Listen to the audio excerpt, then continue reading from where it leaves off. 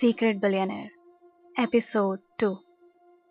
एक तरफ मिसेस भल्ला अपना 80th बर्थडे सेलिब्रेट कर रही है होटल हयात में, तो वहीं दूसरी तरफ उन्होंने एंडी को अभिमान की तलाश करने के लिए भेज दिया है। एंडी ने अपने एक दोस्त से पता करवाया कि आखिर अभिमान किस एरिया में डिलीवरी कर रहा है। एंडी का दोस्त स्विगी मैनेजर को जानता है। एंडी अभिमान को लेने के लिए साउथ एक्सटेंशन पहुंचा और उसे अपनी साथ चलने को कहा।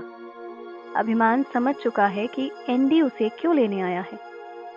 अभिमान को लगा कि डाइवोर्स की बात सुनकर शायद दादी माँ अभिमान से शैली की गलतियों पर माफी मांगेगी, लेकिन एंडी ने गुस्से में कहा, दादी माँ ने तुम्हें याद किया है, अब तो तुम्हारी खैर नहीं।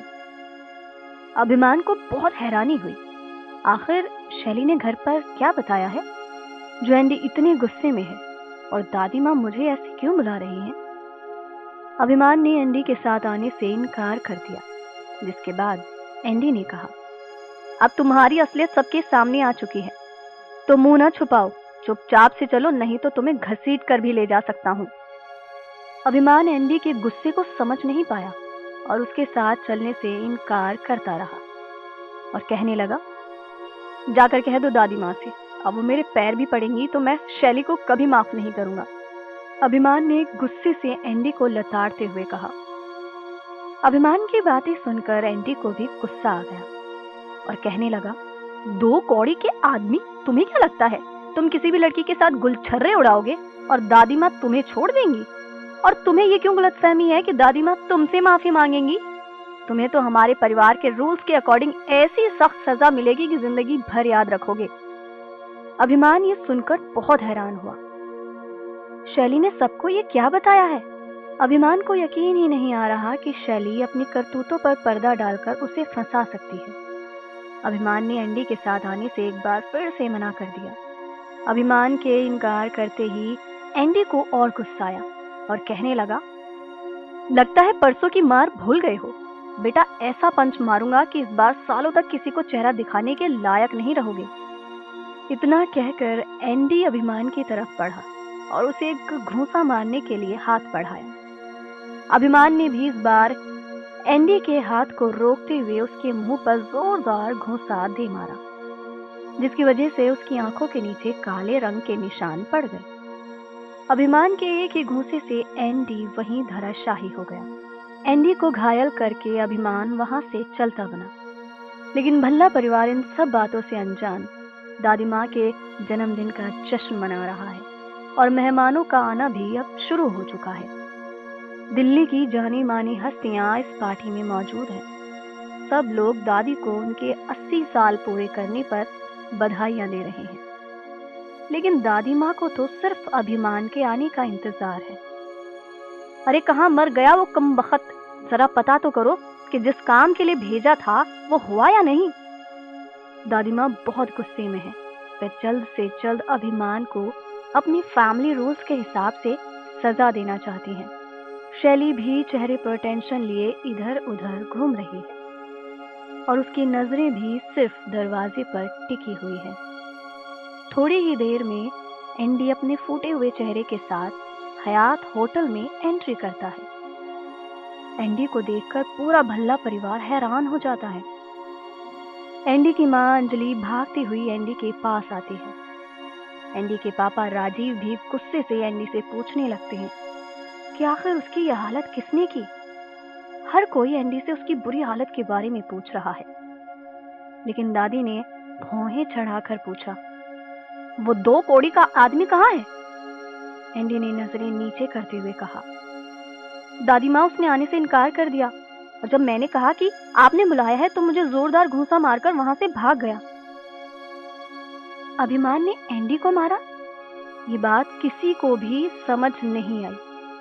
कल तक पूरे भल्ला परिवार से मार खाने वाले शख्स में अचानक से इतनी हिम्मत और ताकत कहां से आ गई? एंडी की शक्ल देखकर शैली को भी अंदाजा हुआ कि अभिमान कितने गुस्से में है। एंडी की यह हालत करने वाला और दादी माँ के बुलावे को ठुकराने वाला अभिमान अब दादी का सबसे बड़ा दुश्मन बन चुका है। दादी ने अपनी इस बेइज्जती का बदला लेने और अभिमान को सबक सिखाने के लिए उसका इंतजाम कर दिया। दादी माँ ने राजीव की तरफ देखा और कहा, राजीव, तेरे दोस्त गुंडों से भी जान पहचान रखते हैं ना? अपने उसी दोस्त को मुंह मांगे रकम देकर दिल्ली के सबसे ताकतवर गुंडों को भेज और उस निखट्टू के दांत तोड़कर मेरे पैरों पर लेकर आ। राजीव ने अपने बेटे एंडी के जख्मों को देखा तो अभिमान के लिए उनका गुस्सा 7वें आसमान पर आ गया और उसने दादी माँ के कहने पर कुछ गुंडों को अभिमान की पिटाई करने के लिए भी हायर कर लिया। अभिमान सफदरजंग एन्क्लेव की एक बिल्डिंग से ऑर्डर देकर नीचे उतर रहा है। बिल्डिंग की लिफ्ट खराब है, इसीलिए उसे सीढ़ियों से नीचे उतरना पड़ रहा है। अभिमान की बाइक बिल्डिंग की अंडरग्राउंड पार्किंग में खड़ी है। अपनी बाइक लेने के लिए जैसे ही वह पार्किंग में आया और उसने अपनी बाइक में चाबी लगाई तो 4-5 गुंडों ने उसे चारों तरफ से घेर लिया। लंबे कद के हट्टे कट्टे तंदुरुस्त शरीर वाले वे सभी गुंडे हाथों में हॉकी स्टिक लिए हुए हैं।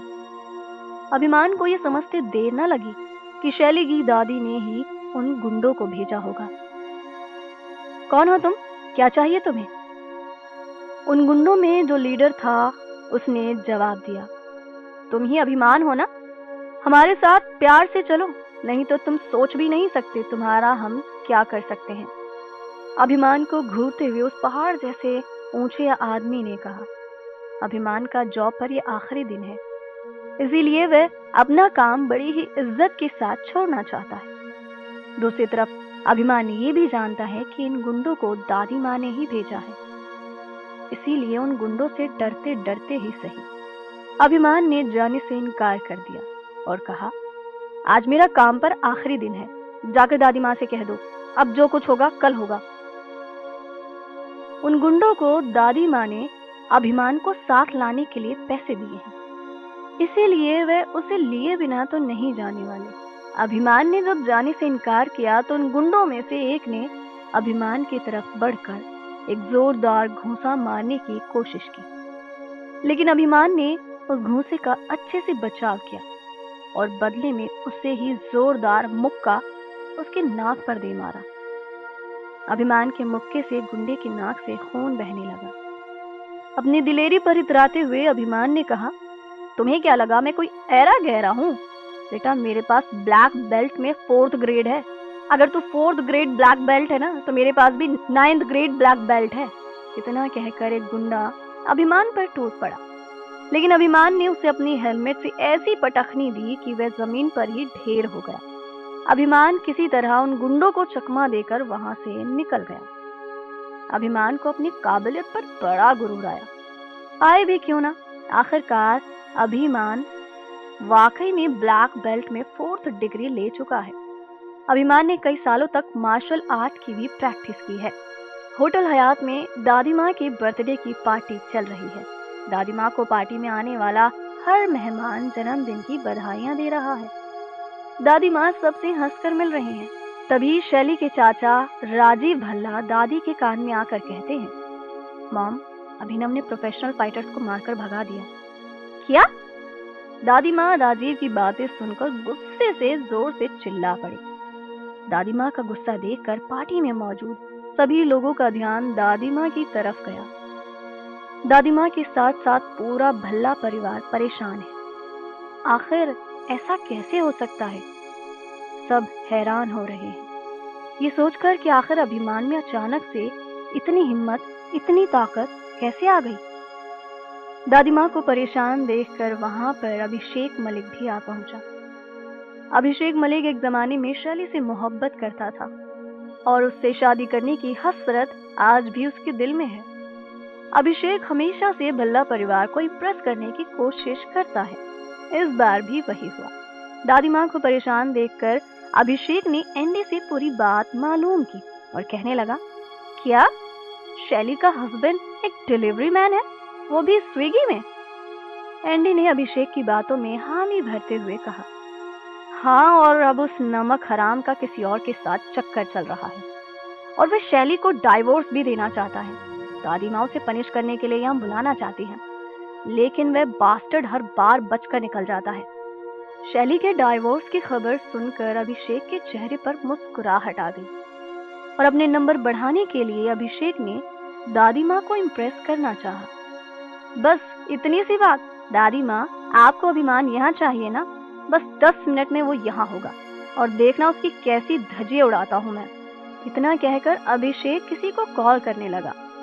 दरअसल अभिषेक मलिक स्विगी का जनरल हेड है और पूरी दिल्ली की कमान उसी ने संभाली हुई है। अभिषेक ने साकेत के मैनेजर राघव को कॉल करके अभिमान की करंट लोकेशन पूछने और उसे होटल हयात का ऑर्डर ड्रॉप करने के लिए कहा। अभिषेक ने राघव से ये भी कहा कि उसे ये मालूम नहीं होना चाहिए कि ऑर्डर किसने मंगाया है। अभिमान जो अपने डिलीवरी ऑर्डर से ब्रेक लेकर एक जगह रुका ही है, उसे तुरंत राघव का कॉल आ जाता है और वह उसे एक पार्सल अर्जेंट डिलीवरी करने के लिए कहता है। अभिमान उस पार्सल को साकेत से जाकर पिक कर लेता है और निकल पड़ता है होटल हयात की तरफ। होटल के बाहर रंग बिरंगे फूलों से सजावट की गई है। अभिमान अपनी बाइक को पार्क करके पार्सल को हाथ में लिए होटल की एंट्रेंस पर पहुंचता है। होटल के गेट पर पहुंचकर अभिमान को एक बड़ा झटका लगता है। होटल के एंट्रेंस गेट पर बड़े बड़े अक्षरों में लिखा है, happy 80th birthday Mrs Bhalla. Oh shit, यहाँ तो शैली की दादी माँ की बर्थडे पार्टी चल रही है। अभिमान समझ गया कि उसे फंसाने के लिए ये दांव खेला गया। अभिमान शैली या उसके परिवार को फेस करना नहीं चाह रहा है, इसीलिए बिना पार्सल दिए ही वहां से निकलने के बारे में सोच रहा है। लेकिन इससे पहले कि वह वहां से निकल पाता, अभिषेक मलिक गेट पर आ धमकता है और उसके साथ एंडी भी अभिमान का उतरा हुआ चेहरा देखने के लिए आ जाता है। क्या हुआ मिस्टर डिलीवरी मैन, पार्सल लाना ही भूल गए क्या? अभिमान मुश्किल में पड़ गया। शैली या उसकी दादी को फेस करने का उसका कोई इरादा नहीं है, लेकिन इस जगह से बचकर कैसे निकला जा सकता है? आगे की कहानी जानने के लिए आपको सिर्फ हमारा चैनल सब्सक्राइब करना है।